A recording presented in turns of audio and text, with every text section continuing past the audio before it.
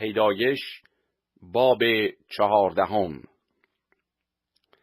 و واقع شد در ایام امرافل ملک شنعار و اریوک ملک الاسار و کدر لاعمر ملک ایلام و تدعال ملک امتها، که ایشان با باره ملک سدوم و برشا ملک اموره و شناب ملک ادمه و شمعیبر ملک سبوئیم و ملک بالع که سوغر باشد جنگ کردند.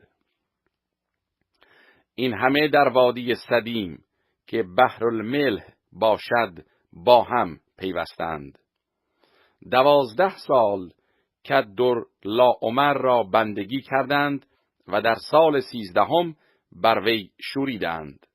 و در سال 14 کدر لاعمر با ملوکی که با وی بودند آمده، رفاعیان را در اشتروت قرنین و زوزیان را در هام و ایمیان را در شاب قریتین شکست دادند و حوریان را در کوه ایشان سعیر تا ایل فاران که متصل به صحراست. پس برگشته به عین مشفات که قادش باشد آمدند و تمام مرز و بوم عمالقه و اموریان را نیز که در حسون تامار ساکن بودند شکست دادند.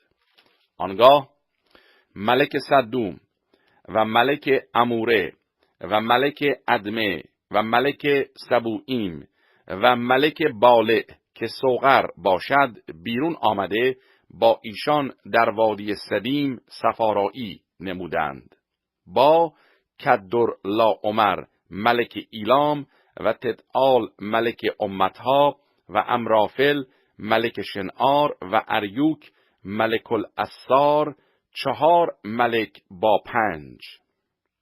و وادی سدیم پر از چاه‌های قیر بود. پس ملوک سدوم و اموره گریخته در آنجا افتادند و باقیان به کوه فرار کردند و جمیع اموال سدوم و اموره را با تمامی مأکولات آنها گرفته برفتند. و لوط برادر زاده ابرام را که در سدوم ساکن بود با آنچه داشت برداشته رفتند. و یکی که نجات یافته بود آمده ابرام عبرانی را خبر داد و او در بلوتستان ممری اموری که برادر اشکول و آنر بود ساکن بود و ایشان با ابرام هم عهد بودند. چون ابرام از اسیری برادر خود آگاهی یافت 318 تن از خانزادان کار آزموده خود را بیرون آورده در عقب ایشان تا دان بتاخت. شبانگاه او و ملازمانش بر ایشان فرقه فرقه شده ایشان را شکست داده تا به هوبه که به شمال دمشق واقع است تعاقب نمودند و همه اموال را باز گرفت و برادر خود لوط و اموال او را نیز با زنان و مردان باز آورد.